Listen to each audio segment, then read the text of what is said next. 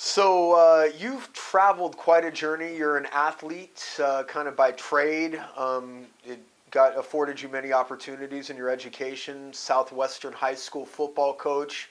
Why Dream It, Do It coordinator, and why with the chamber?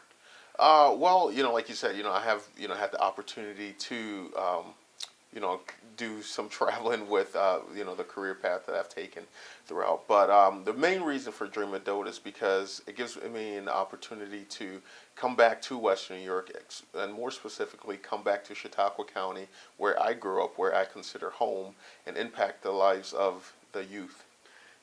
That opportunity, it's a big responsibility in what you're doing with STEM, the science and the math. How uphill of a task is it to get young kids who have attention spans that are very short to become interested in something that's not immediately gratifying, like science and math discipline?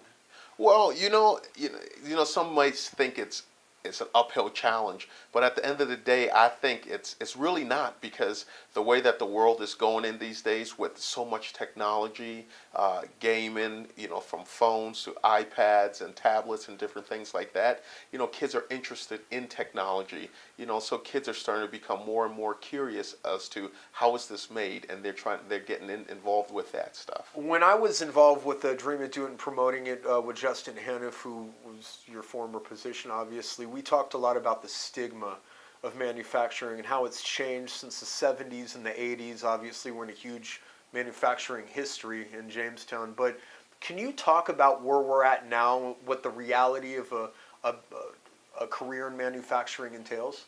Yeah, definitely. The reality of where manufacturing is as opposed to where it was. Like you said, the stigma of manufacturing used to be it's a dark, dangerous place, where you go there, people get sick, all this, the smoke from the machines, and you could lose a limb in there, all those different things.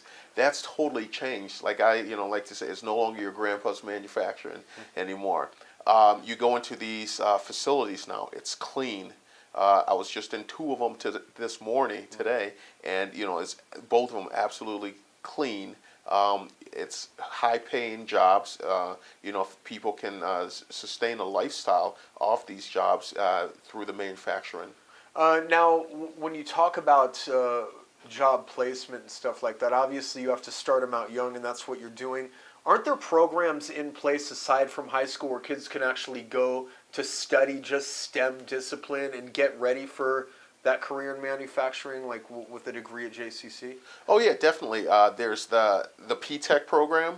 That's a program where a student starting in ninth grade can identify a career path, and by the time it's all said and done, he can come out of graduate from that P-Tech program with a degree in welding, CNC machinery, different things like that. Are you guys experiencing good success with Dream It, Do It right now? Yes, we're definitely experiencing very good success with Dream It, Do It. There's still a lot of room that for growth through that, but you see more and more schools are coming on board with the STEM initiative. So once the position was presented to you, I guess on paper, what were your thoughts? What were your first thoughts about it? Well, I knew going into this position, it was going to be, something new for me, a different challenge for me, so to speak. And, I, love, challenges thrown at me. And it's just an opportunity to go into the schools. It doesn't matter the size of the school. It could be a small school like a school in Sherman, New York, or a big school like Jamestown High School. Each of those kids, they want the same thing out of life, and that's to be successful and sustain a good living. I know the mental preparation that you underwent with football is probably similar to some of the battles you fight off the field with scheduling and building relationships. Has your experience in pro and college football helped you with this position in a certain respect? Yeah, I would like to think so. A lot of the things is just persevering, trying to figure out a different way to reach your goal. And at the end of the day, the goal as the Dream It, Do It coordinator is to get kids involved with the STEM and manufacturing. So I have to figure out a way to entice the kids and get them excited about it. And so it's exciting. Well, what's the ceiling for Dream It, Do It? What do you envision it to be at the end of the day when maybe you're 10 years up or you pass the torch to somebody else? Well, there is no ceiling really. We can do a lot. Advancements coming. Technology's growing, so there's always more and more that you can do. So hopefully, when I'm done here, I leave this in a better position than I found it. It was already in a great position, but hopefully, just like everything I do in life, want to leave it better than I got into it. We have a huge technology presentation happening in JCC, the STEM Wars, happening on Wednesday. Talk about that, the significance of that, and what people can expect out of that. Oh yeah, that's becoming bigger and bigger each year.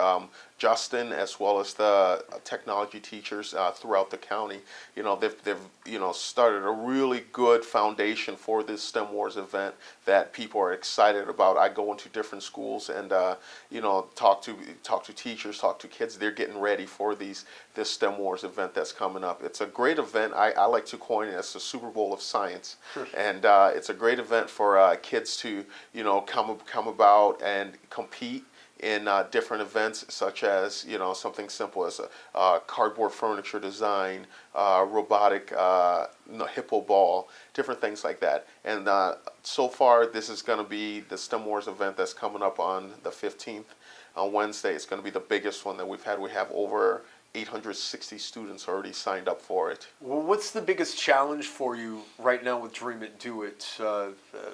I guess coming in, starting the process, and like you said, just building on top of something that already has a nice start to it.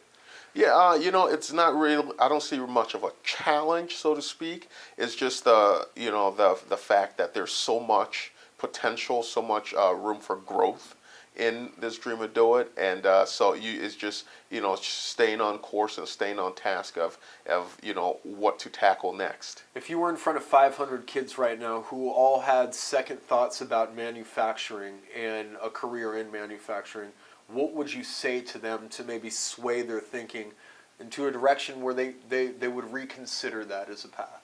One of the biggest messages I leave is the avenue that we provide through Dream It, Do It. What we like to do in Dream It, Do It is just educate the next generation in advanced manufacturing. And, we say, give it a shot. It's kind of like drive it before you buy it, so to speak. If you don't like it, if it's not for you, that's fine. At least you did it. And, just tell them there's so many opportunities, there's so much potential in the manufacturing field, from engineering to just, entry-level positions.